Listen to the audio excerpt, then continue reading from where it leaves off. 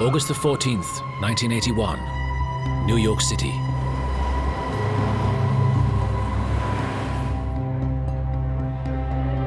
Dominic Sonny Black Napolitano, a captain in the Bonanno crime family, walks into the Motion Lounge Bar in Brooklyn. He hands the barman the keys to his apartment, a large bundle of cash, and the diamond-encrusted rings from his fingers. He tells the barman he's going to a meeting and doesn't know if he's coming back.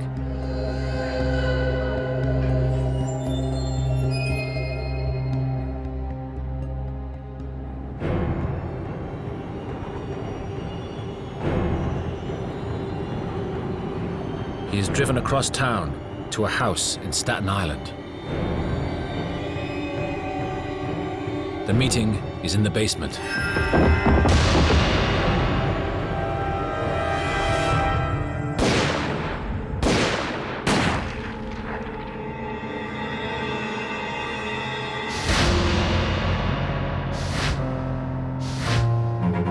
Sonny Black was killed because he had brought a spy, Donnie Brasco, into the inner sanctum of the Mafia. He was really Special Agent Joe Pistone.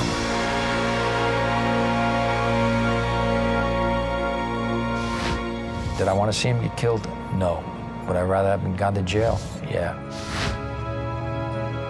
Thanks to Pistone's 6 years undercover, over 200 mobsters will be convicted, and one of the biggest Mafia families brought down. It was the most successful undercover operation in FBI history.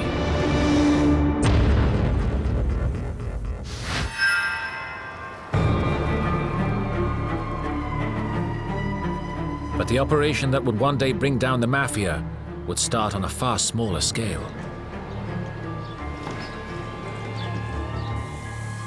In 1976, New York was facing a wave of truck hijackings.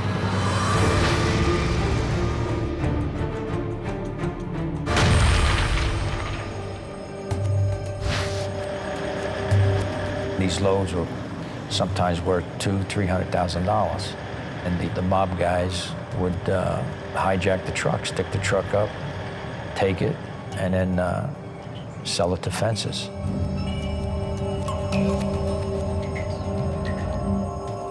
The FBI decided to initiate an undercover operation to target these fences in an effort to stem the flow of hijackings.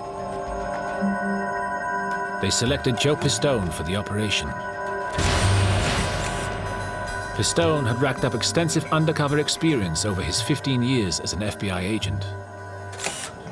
I always worked undercover cases. I worked all criminal matters, bank robberies, prostitution cases, worked a lot of gambling cases.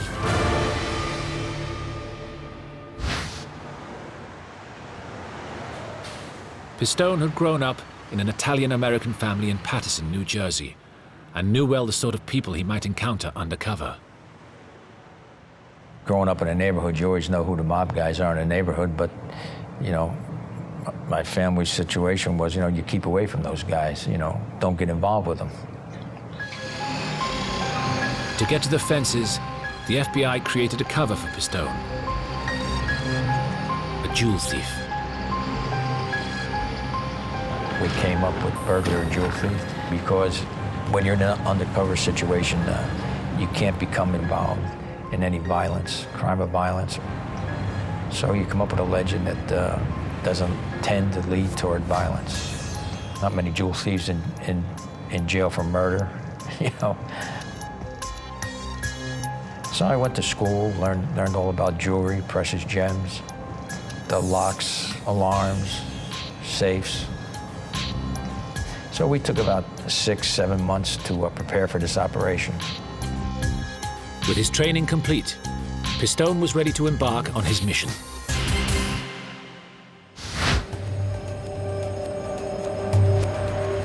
In 1976, he left FBI headquarters with a new ID as Donnie Brasco, unaware he would not return for over 6 years.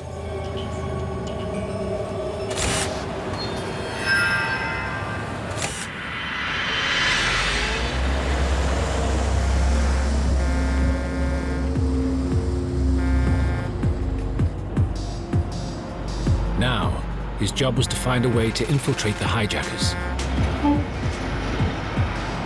You don't just walk into a place and say, hey, I'm Donnie Brasco, jewel thief. I want to start doing business with you. It doesn't work that way. Pistone had moved from his home in New Jersey, leaving his wife and children behind, and rented an apartment in Manhattan. The plan was we had certain bars and restaurants that we knew these guys hung out in. And the idea was for me to frequent these places and get my face seen, get known, and hopefully become engaged in conversation.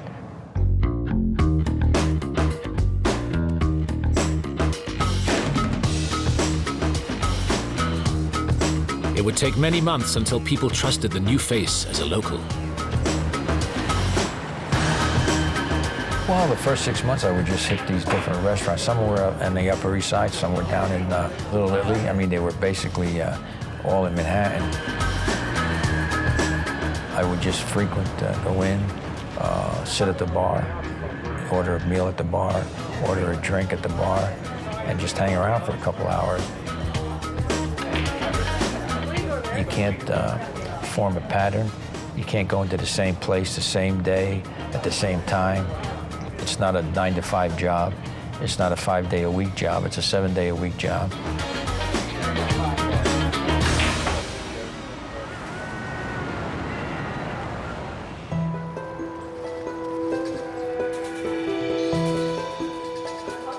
For Pistone, it was slow and repetitive work. Did I enjoy it? I endured it. I put it that way. I endured it. I'm not really a bar guy. I don't drink. I mean, you know, I'll drink one beer, maybe one glass of wine. I wasn't in love with being an undercover agent. To me, it was part of my job.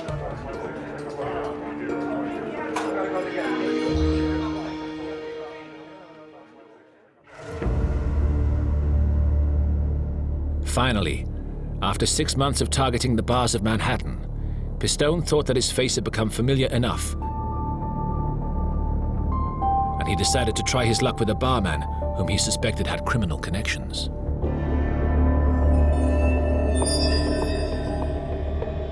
I finally felt, well, I got to make a move here. Come in one night and, hey, Donnie, how you doing? Okay.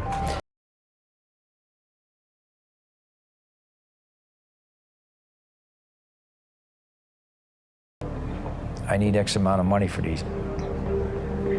Say $10,000.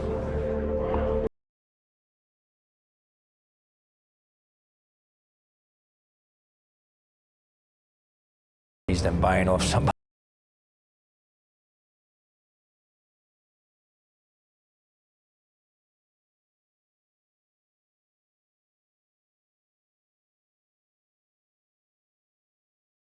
Fast, and despite regular visits back to the bar, the package was never.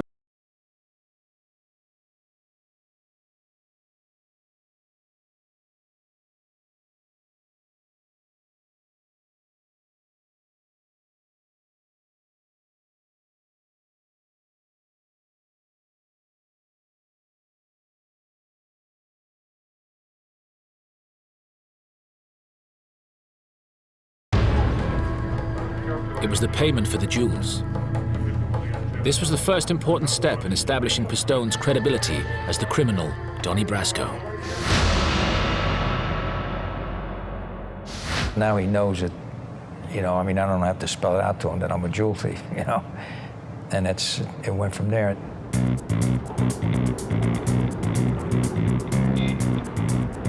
Over the next few months, the barman started to invite Donnie out, introducing him to numerous contacts. The places we went to were all after-hours joints, you know, gambling and after hours. And he would introduce me, you know, just as Donnie. Pistone was being introduced as Donnie Brasco to all sorts of shadowy people. But one introduction in particular would become very significant.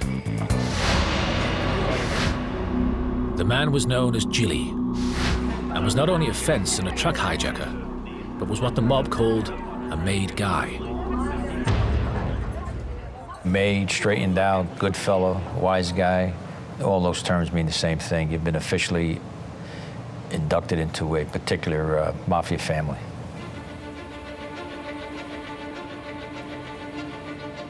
Now news that Pistone was directly involved with a made Mafia member changed the entire nature of the operation. The FBI seized the opportunity and encouraged Pistone to get in with Gilly and his crew. Pistone used all that he had learned at the FBI to convince them that he was a jewel thief, but they wanted to see the spoils of his crimes. You have to be an earner, you know. They're not taking me in because they like my looks, you know. You have to see that I have the ability to make money. Suddenly, Pistone needed to get hold of a lot more jewelry from his supposed robberies. In the operation as a jewel thief, I mean, I wasn't going out robbing Tiffany's to get the jewels. Any jewelry that I brought around came from the FBI. It was confiscated jewelry that we got from U.S. Customs. You know, there was jewelry that was confiscated. Other times I would bring around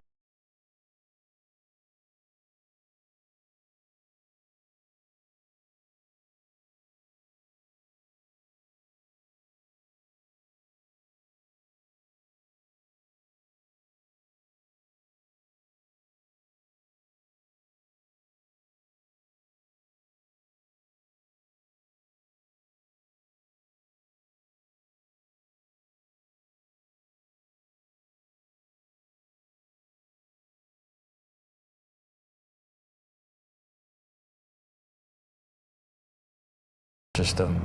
I can't, you know, I can't get into this place. I can't do this safe, and they got mad.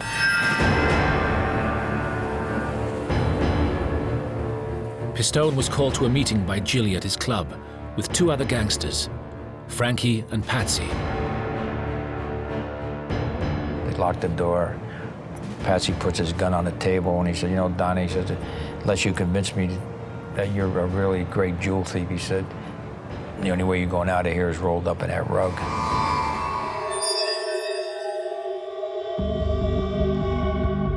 They began to question Pistone on every detail of his past. Where you from? Who did you know? What'd you do? The questioning continued for 5 hours.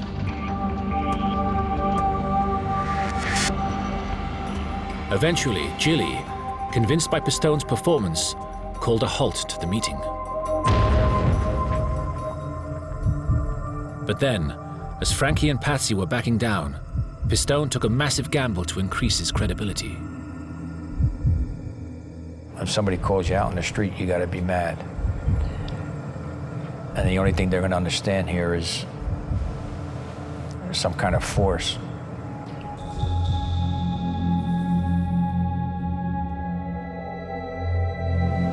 So I hit Frankie.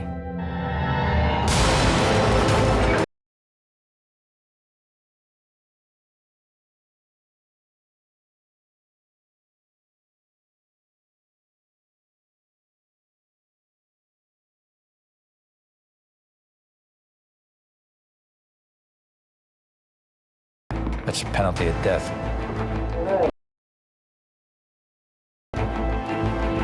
That finally did break it up.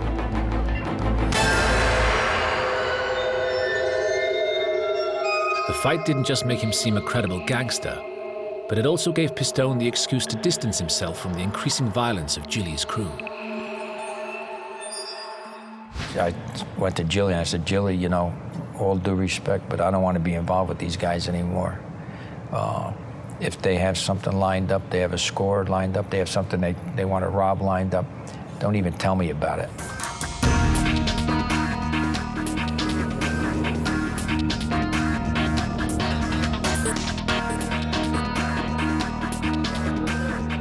Believing Pistone was the real deal, Gilly introduced him to some major figures from another Mafia family, the Bananos. First, he met Tony Mira. Tony Mira was a major drug dealer, one mean guy. He was the type of guy, he just abused everybody, but he made tons of money for the family through his drug dealings. And Mira introduced him to Lefty Ruggiero,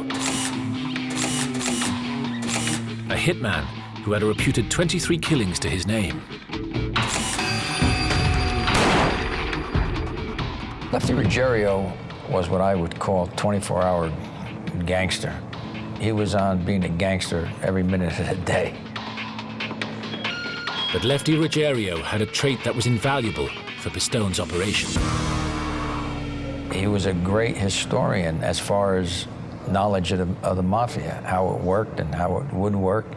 And I gained a lot of valuable information from him. Through Mira and Ruggiero, Pistone was able to shine a torch on the inner workings of a Mafia family, something that the FBI, until then, had known surprisingly little about. He could recount to us who was in, who was out. He could recount what rackets they were involved in. He could recount what's coming up in the future. The people he was involved in were particularly vicious. You know, who was going to kill who or who was on the outs. In 1978, the operation had a major breakthrough. Tony Mira was jailed for drug trafficking.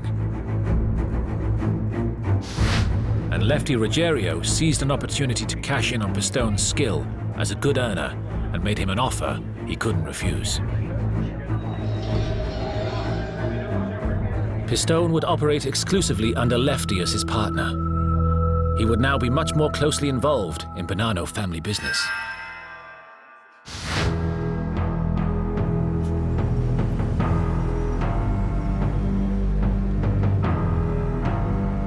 Critically, Lefty was part of a crew run by one of the most powerful captains in the Bonanno family, Dominic "Sonny Black" Napolitano. Sonny Black was an effective, important leader, a capo. He had about 15 to 20 members in his crew, about 10 or 12 made guys, and probably at least 20 or 30 other what are known as associates or wannabes who hang around and work with the family. He dressed effectively like the consummate or quintessential mobster. T-shirts, dark suits, heavy on jewelry, rings, pinky rings, swaggered, talk tough.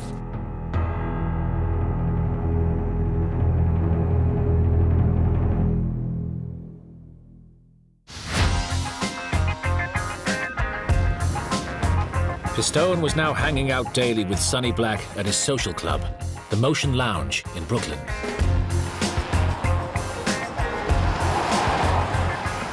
The average day in the life of a wise guy is not as exciting as you might think. You know, you might meet up at 10, 11 o'clock in the morning. You hang out at the social club all day, and your conversation is about what you're going to rob, what you're going to steal, who's stealing from you, how much money you're making in this operation, how much money you're making in that operation. It's a steady grind every day. Thanks to Pistone, the FBI were in a position they had never anticipated. They had an agent as an active member in a major crew in the New York Mafia. There was a lot of excitement because up to this point, nobody had infiltrated to the point that they were running around with made guys in any family. Pistone was now even better placed to gather material on a wide range of Mafia activities. At this stage, I was gathering a lot of intelligence information, drug deals, extortion,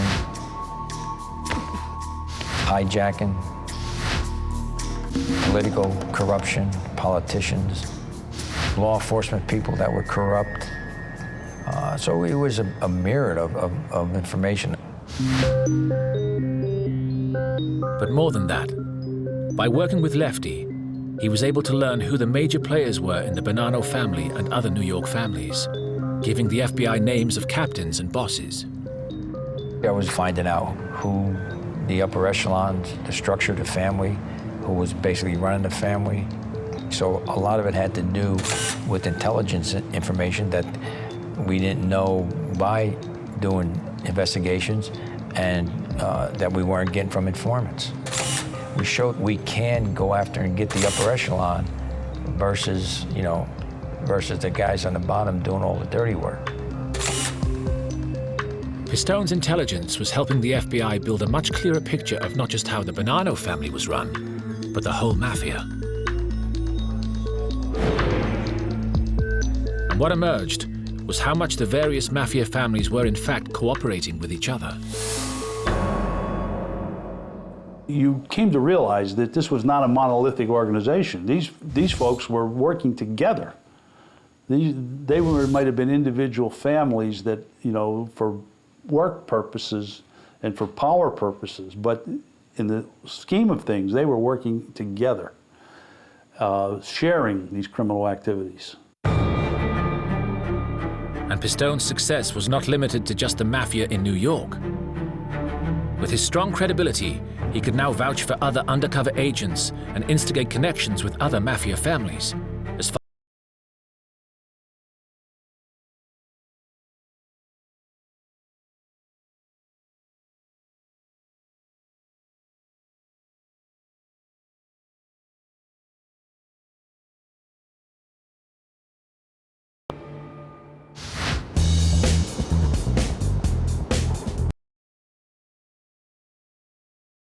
the FBI had been attempting to infiltrate the Mafia.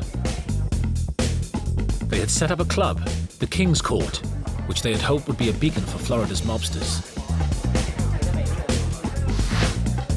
Pistone saw a way to help the operation by suggesting that Sonny Black become a partner in the club.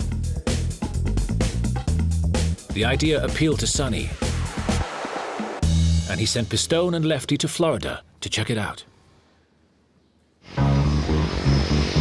Pistone now discovered that, like many city wise guys, Lefty had hardly ever left his New York borough. Everybody thinks that mob guys are so worldly and they know everything. I mean, they're really parochial, and Lefty was no different. Had no idea how to make a plane reservation, because a lot of time, most of the time, when they wanted to go somewhere, the plane tickets were, back in the day before the computers, they were stolen, from travel agents.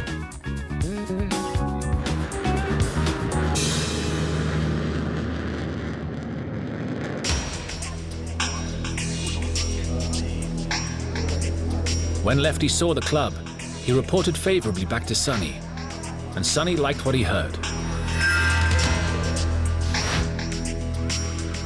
But to operate in Florida, Sonny Black would still need the permission of the local Mafia, headed by Santo Trafficante. That's when Sonny then starts moving ahead to get a meeting with Trafficante. Sonny flew to Miami to meet the Florida boss to propose running illegal gambling operations together from the club. Trafficante agreed to the deal. It was a breathtaking achievement for the FBI. Here we got two major bosses that we married up together to become involved in illegal activities with. I mean, unheard of. So that was a big thing. The FBI had the back office of the King's Court fully installed with microphones and cameras. The King's Court was wired for audio and video, but it was only in the office, not the club, because the patrons were regular people who didn't know it was an FBI operation. Pistone and other undercover agents started to stage drug deals with Mafia mobsters there. What are you watching at, Tom? This I walking in place in this town. It was a goldmine of intelligence for the FBI. But for the Bonannos, it was a major money-making operation. And Sonny Black loved it. Every time you went to the club, it was packed. I mean, it was a big hit among the locals, and everybody that was in there was a citizen, So the club was making money. We're doing illegal gambling, casino nights, and illegal bingo games, which was big down there because of the elderly population. You can make a lot of money running bingo because they were taking the big cut for themselves. Pistone was impressing Sonny Black, So much so that Sonny asked him to head up the operation in Florida. But more importantly for the FBI, in another promotion for Pistone, he no longer had to report to Lefty Ruggiero, but would answer directly to Sonny Black. Pistone now had access to one of the most important captains in the New York Mafia. Nothing like this had ever been done before.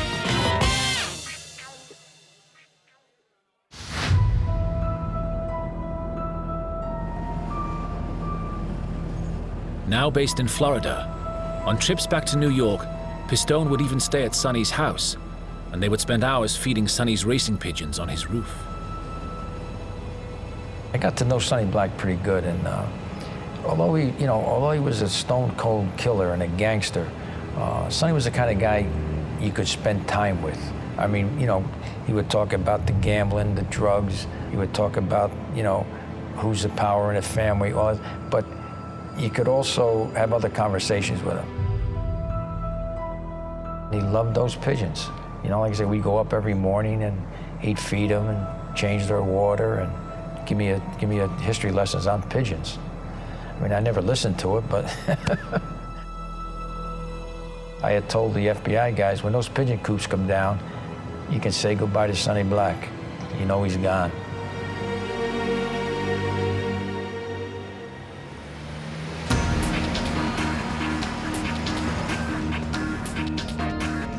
Pistone's close relationship with Sonny Black now gave him even more access to information within the Mafia.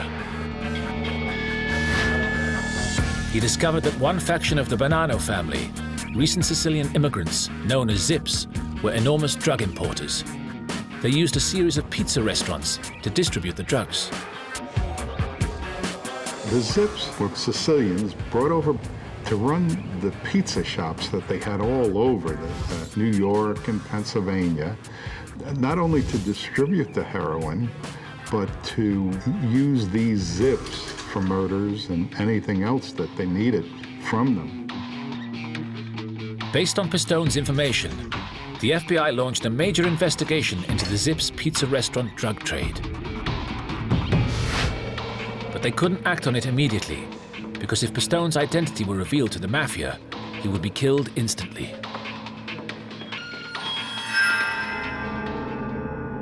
Every day going to work like that, knowing he could easily be made or betrayed, and his life would have been worthless. And yet he did it for years. As long as the person's undercover, you can't do anything with that information until they surface, or you jeopardize them. But in fact, by now, there was a far more serious threat to Pistone's life.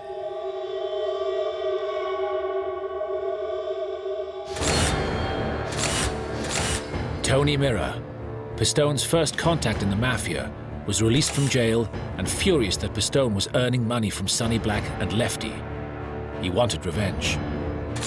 Well, you have to remember, there's a lot of jealousy and envy in the mob. Mirror gets out of jail, and he's jealous because he thinks I'm making a lot of money, and because I'm real close to Sonny Black. So he goes and he goes to his captain and says that I should be with him and not Lefty, because he's the one that brought me around. But Sonny, keen to keep his cut of Pistone's earnings, was reluctant to pass him back to Mirror. Mirror goes to Sonny, and Sonny says no.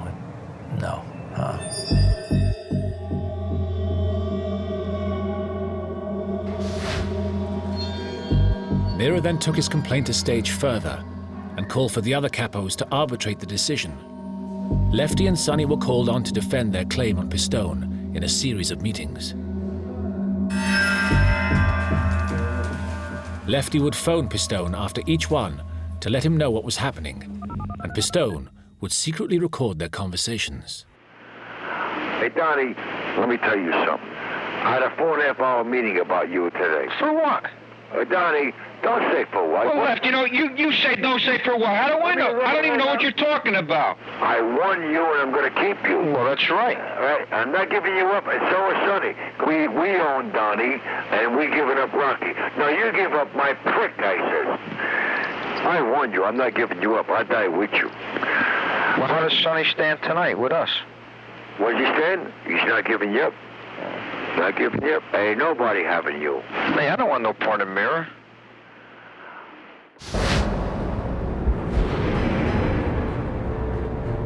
Sonny Black and Lefty won and got to keep Pistone as their own.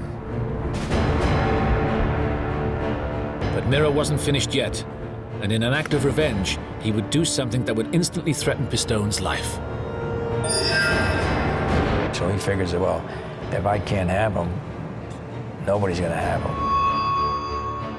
So then what Mirror does is he puts in a beef with all the captains that I stole $250,000 in a drug deal. And, you know, that's a no-no. You don't steal money from the family. The severity of the accusations demanded a series of high-level meetings or sit-downs. A sit-down was, in effect, a trial. High-ranking mobsters from the Bonanno family in New York, including some of the Sicilian Zips and Bonannos from far away as Canada, were called in to judge the accusations leveled at Pistone. If Pistone were found guilty, he would be executed immediately. If you lose a sit-down, they're not gonna, you're gonna get killed right then. I mean, it's not like, you know, they're gonna give you, you know, we're gonna give you a month to get your affairs in order. Rocky admitted that you made $250,000. Who did Rocky tell you? Anthony Mirror and his men. Don't you understand? He's a lying son of... He's a lying son of... He's lying, Left. I don't give a fuck. He's a liar. I never cut any junk money up with him. Why don't fucking count? Why does this guy want to, you know, He start... wants you bad. So what do we do now? I don't give a fuck, but you can't I ain't help afraid me of out. anybody. You can't help me out. I have to handle it. Without you. And I ain't afraid of Mirror either. When's this thing all gonna end with this It guy? ain't gonna end. Sonny spent 3 hours fighting for Donnie. Eventually, his life was spared. Sonny Black wins the sit-down. Pistone may have survived the sit-down, but he had made a serious enemy of Tony Mirror. The FBI were concerned the operation was becoming too dangerous and began to consider pulling Pistone out. They were talking about closing the operation down. But Pistone thought otherwise and managed to convince his boss, Jules Bonavolonte, to continue just a little while longer. I convinced Jules, there's nothing to worry about, you know? I mean, I can handle this.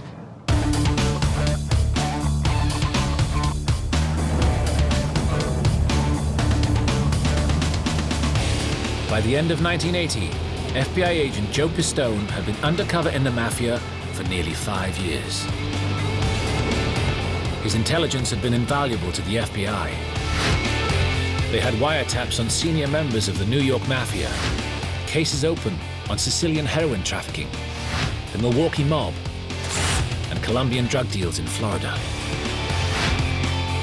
And as a trusted confidant to one of the most powerful captains in the New York Mafia, the outlook for Pistone and the FBI was looking good. But soon, Pistone's operation was to become far more complicated.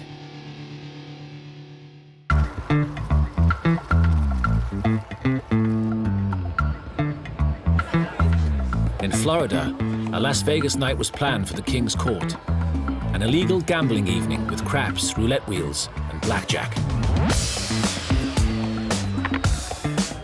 The event was scheduled for January the 17th, 1981. Sonny and a number of New York wise guys had flown down for the event. The local sheriff had been paid to turn a blind eye. I was right there when he paid the guy off. The guy assured us that everything was taken care of, you know. At first, the evening went well. The place was mobbed. King's Court was mobbed. Had all kind of money. I mean, we were making all kind of money. But when the night was in full swing, something went terribly wrong.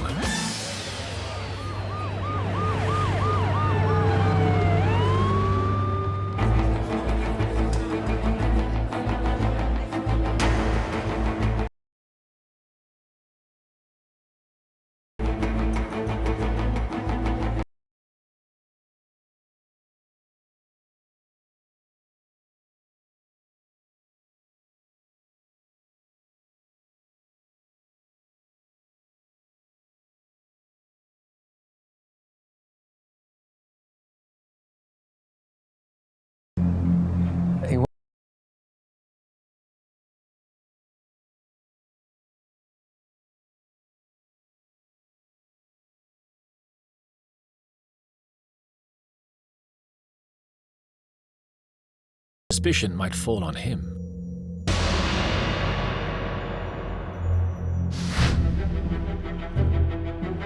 But as the crew flew back to New York, there was further cause for concern.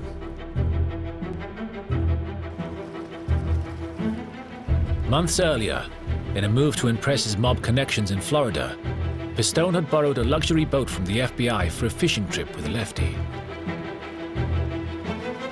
But now, Lefty spotted an article in a magazine detailing an FBI sting operation in which agents had posed as Arab sheikhs to entrap corrupt congressmen.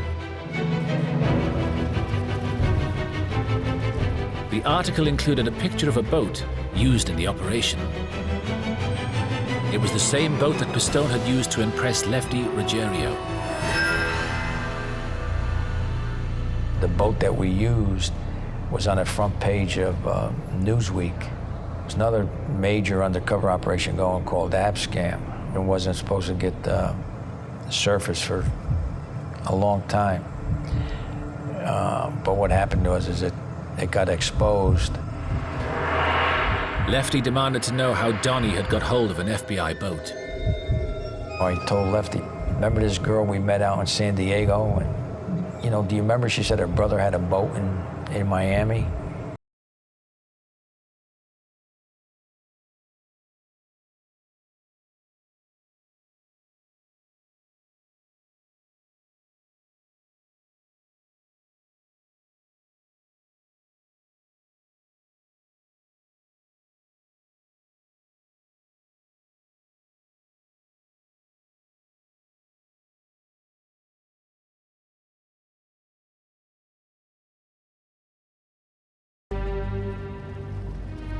Lefty seemed to buy his story.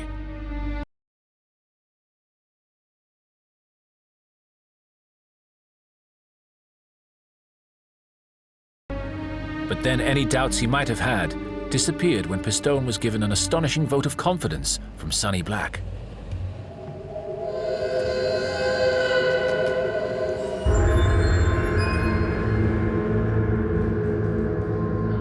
Sonny Black proposed Pistone for full membership of the Mafia.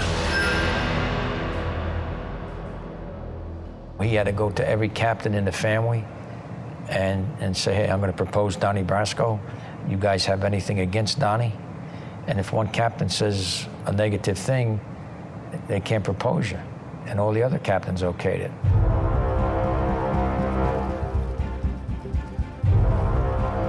As a made man, it would be like a letter of introduction to some of the most powerful mobsters in America. Pistone would have much greater access to other parts of the Mafia and some of their most closely guarded secrets.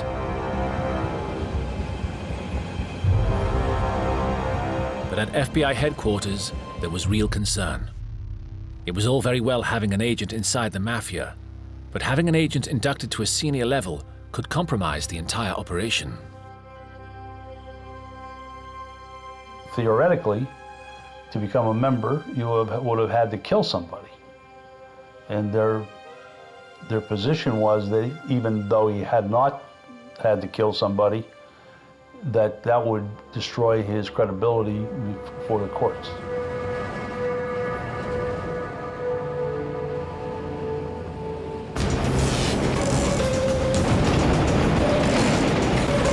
And dramatic events within the Bonanno family power structure increased concerns in the FBI.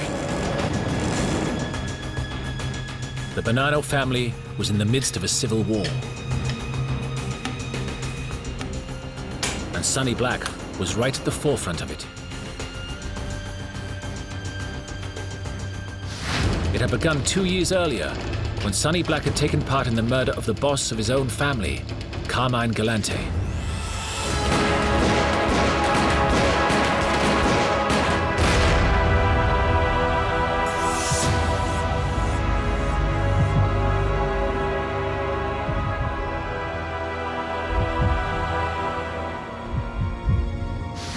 And now, Sonny was ordered to take out 3 rival capos.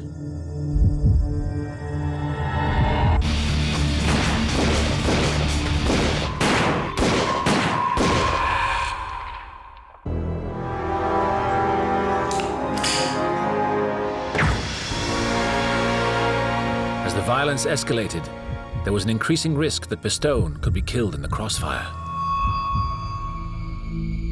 Now that this war was going on, this is the first time everybody's carrying a gun now. Sonny Black gave me a gun to carry.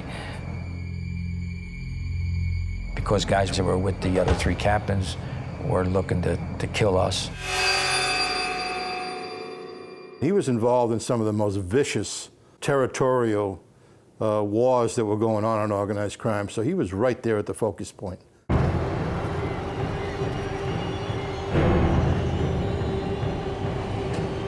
And then, Sonny Black put Pistone in a position the FBI had been desperate to avoid. Sonny ordered Pistone to track down a rival mobster, Bruno Indelicato, and kill him. So Sonny sends me to Florida because that's where they thought Bruno was.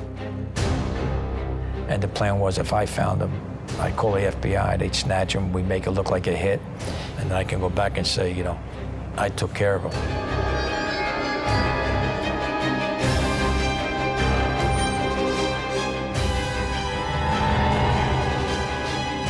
But the FBI decided it was far too dangerous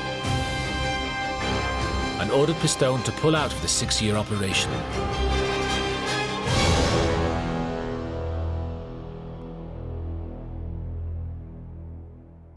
When we ended the operation, he was very upset because I'm sure he felt that if he could have been made, his credibility would have been enhanced.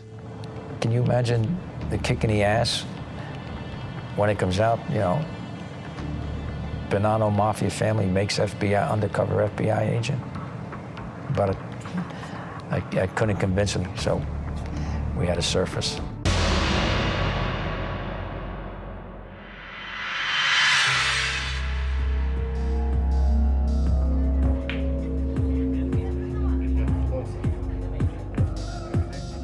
Two weeks later, with Pistone safely out of the way, Sonny was visited at his club by FBI agents.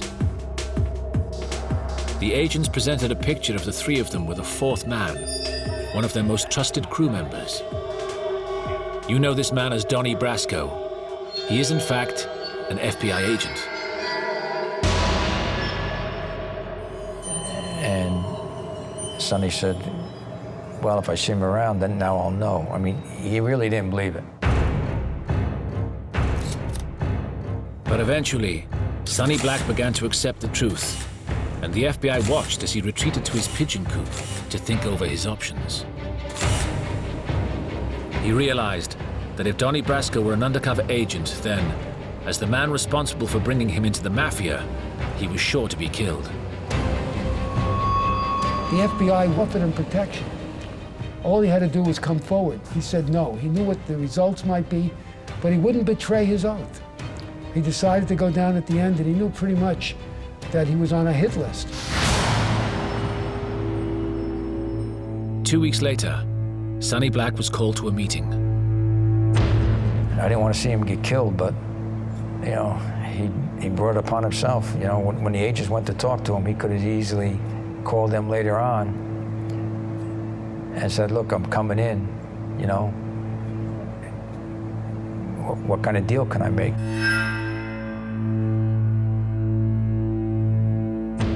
But he didn't. He was a real man and he was a real gangster. And that's how we left it. I said, you know, when you see those pigeon coops on the top of Sonny's apartment building getting torn down, he's dead.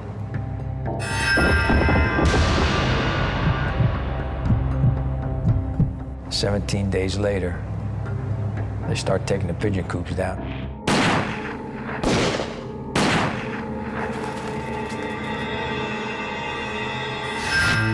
That's when they killed him. Sonny's body was found dumped in a New York river. Symbolically, his hands, which had welcomed an FBI agent into the Mafia, had been cut off.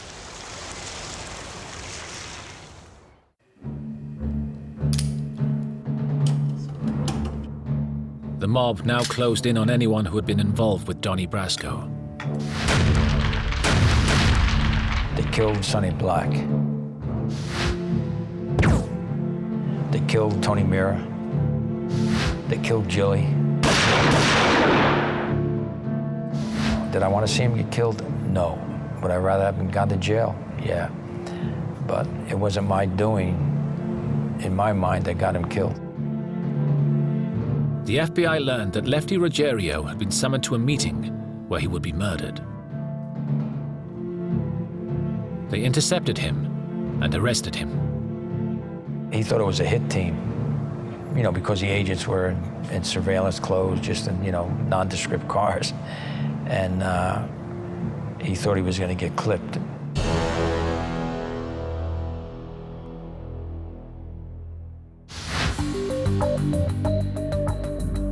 With Pistone now out of the firing range, the FBI used his information to go after hundreds of Mafia members. 4 years ago, a petty jewel thief known as Donnie Brasco began working his way up inside the mob. Last year, in a New York trial, Brasco unmasked himself. His real name? Joseph Pistone, undercover agent in the FBI. I think I testified in about 17 different trials. We had 235 convictions. In New York, you know, we knocked out the Bonanno family to a great extent. Bonanno family, as I know of it, I think they are nothing but a street gang at this point in time. In Milwaukee, we took down the whole family. You know, the boss, the underboss, a couple of his captains.